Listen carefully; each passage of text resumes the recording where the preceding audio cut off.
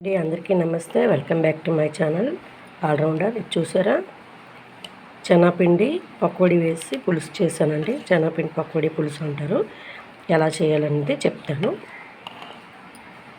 మనం బయటికి వెళ్ళామనుకోండి, అర్జెంటుగా ఒక పక్క రసం పెట్టేసి పకోడీ పొనిసుకున్నా చాలండి. మనం ఎక్కర్లేదు, ఇంటి దగ్గర చక్కగా తాలింపు వేసుకొని ఈ పకోడీలు అందులో వేసేసి మరిగించిస్తే చాలండి. 2 minutesలో అయిపోద్ది. ఇదే నంచుకోవచ్చు, ఈ చారు అనేది కలిపేసుకోవచ్చు.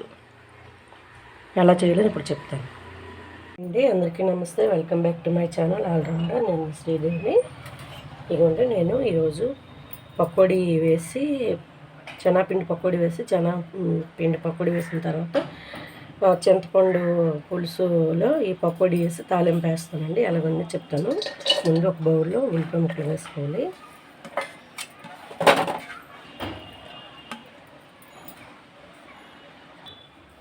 తర్వాత ఇక 6 స్పూన్లు శనగపిండి వేస్తున్నాను. ఒక 5-6 పడుతుంది.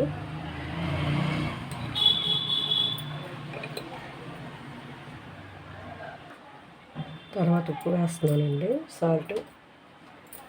తర్వాత పచ్చిమిర్చి అయితే నేను వేయట్లేదండి. చారు చింతపండు చారు చేసినప్పుడు ఎలాగే వేస్తాను కదా, ఇక కారం ఉండి అయితే వేస్తున్నాను. తర్వాత ఇక అల్లం వెల్లుల్లి పేస్ట్. అల్లం వెల్లుల్లి పేస్ట్ చేసినప్పుడు అండి, ఎప్పుడైనా కొంచెం కళ్ళుప్పు వేసి మిక్సీ చేయండి. మీకు కలర్ చేంజ్ అంతగా అవ్వదు. ఇవ్వండి, అల్లం వెల్లుల్లి పేస్ట్ మొత్తం వేస్తాను.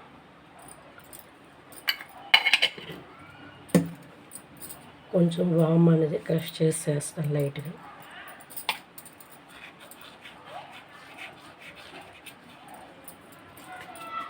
ఇవన్నీ వాటర్ వేసి లైట్గా మసాలా గుండ వేస్తాను.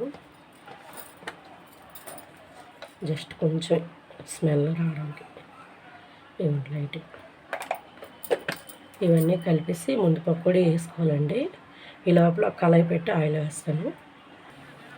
స్టవ్ వేసి కళాయి పెట్టాను.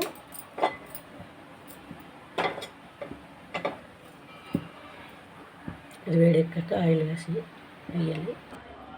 ఇవన్నీ కళాయి వేడెక్కింది, ఆయిల్ వేస్తున్నాను.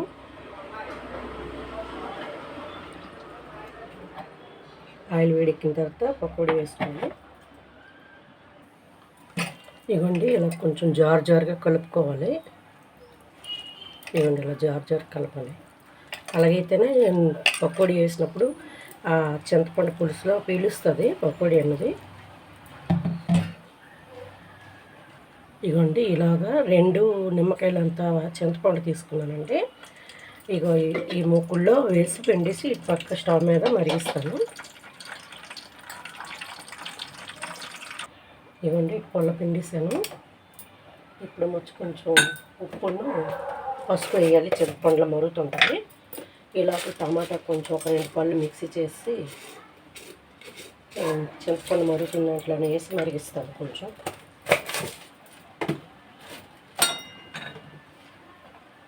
పసుపు ఇలా మరుగుతుంది. వేడికి ముందు వినాయకుడికి వేస్తాను.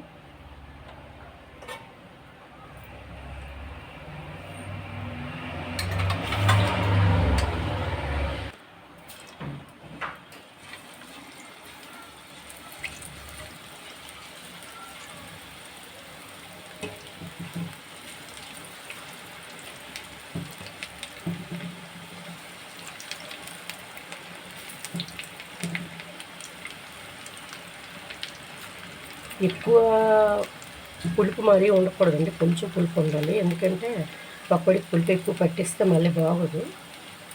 నేనైతే ఇంచుమించు 1.5 లీటర్ అలాగ వాటర్ వేసాను. స్టవ్ ఆప్షన్ ఎక్కువ వేసుకొని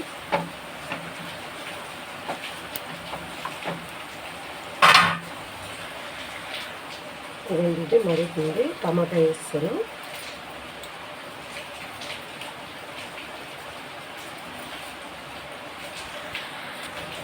ఒక 5 minutes మరగాలండి.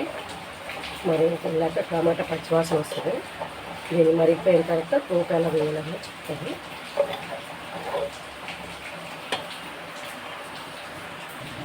ఇదిగోండి, ఈ చింతపండు రసం మరిగిపోతుంది. ఇప్పుడు ఈ పకోడీలన్నీ ఇవన్నీ చిన్న ముక్కలు అంటే కొంచెం మీడియంగా విడదీసుకోవాలి. కొంచెం అంటే లోపలికి ఈ రసం వెళ్ళాలి కదా, కొంచెం పెద్ద పెద్ద ముక్కలు లాంటివి అనమాట. ఇవ్వండి మా వారికి ఉంచాను సాయంత్రం, ఎలాగ వర్షం పడుతుంది కదా ఆయన సాయంత్రం తింటారు, ఉంచుతాను నేను అది. ఇవ్వండి ఇలా విడ తీసుకోవాలి. ఇప్పుడు కళాయి అదే కళాయి పెట్టేస్తానండి, ఆయిల్ వేసిన కళాయి. ఆయిల్ తీసాను, కొంచెం ఉంచాను, స్టవ్ వెలిగించుకున్నాను. ఇవ్వండి ఆవాలు వేస్తున్నాను, పచ్చిమిర్చి, తర్వాత ఇవ్వండి ఉల్లిపాయలు, కరివేపాకు.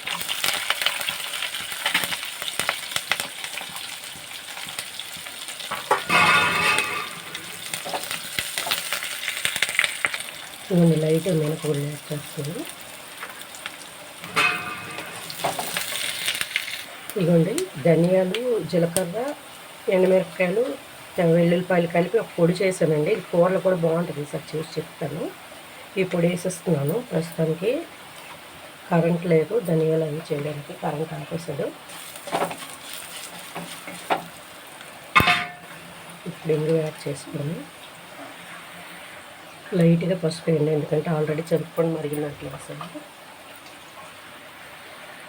ఇవ్వండి ఇంగు యాడ్ చేస్తున్నాను. ఇంగు వేసిన తర్వాత ఇవి పకోడీ ముక్కలు ఒకసారి వేసేసి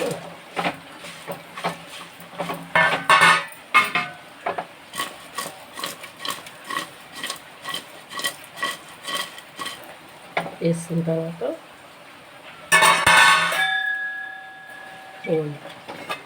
ఈ చింతపండు చారు అన్నది మీద తేటలాగా ఉంటుంది కదండి, అదే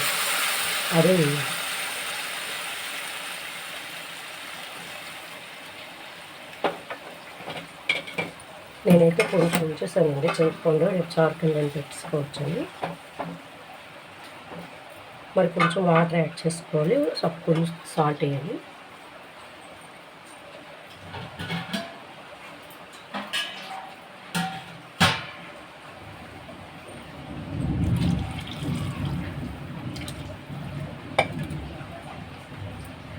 ఇవ్వండి ఇది మరిగేటప్పుడు కొంచెం సాల్ట్ చూసుకొని చిటికడ బెల్లం వేయాలండి, బెల్లం వేస్తేనే బాగుంటుంది.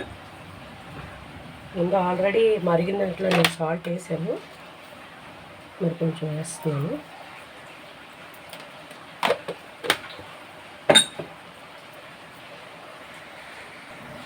ఇవ్వండి బెల్లం మాత్రం వేయండి, బాగుంటుంది.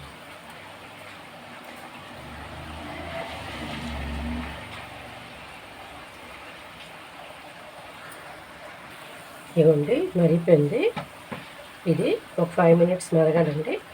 ఈ పకోడీ కూడా మెల్ట్ అయిపోయిందంటే, అదే ఎక్కువ మరి మెల్ట్ అవ్వకూడదండి, ఆల్రెడీ వేడిగా ఉంటప్పుడు మెల్ట్ అయిపోతుంది. 5 మినిట్స్ ఉడికితే చాలు. ఈ బౌల్లోకి తీసాక చూపిస్తాను. ఇదిగోండి శనగపిండి పకోడీ పులుసు రెడీ అయిపోయింది. మీకు కానీ వీడియో కానీ నచ్చినట్టయితే like and share and subscribe చేయండి ఫ్రెండ్స్. నమస్తే.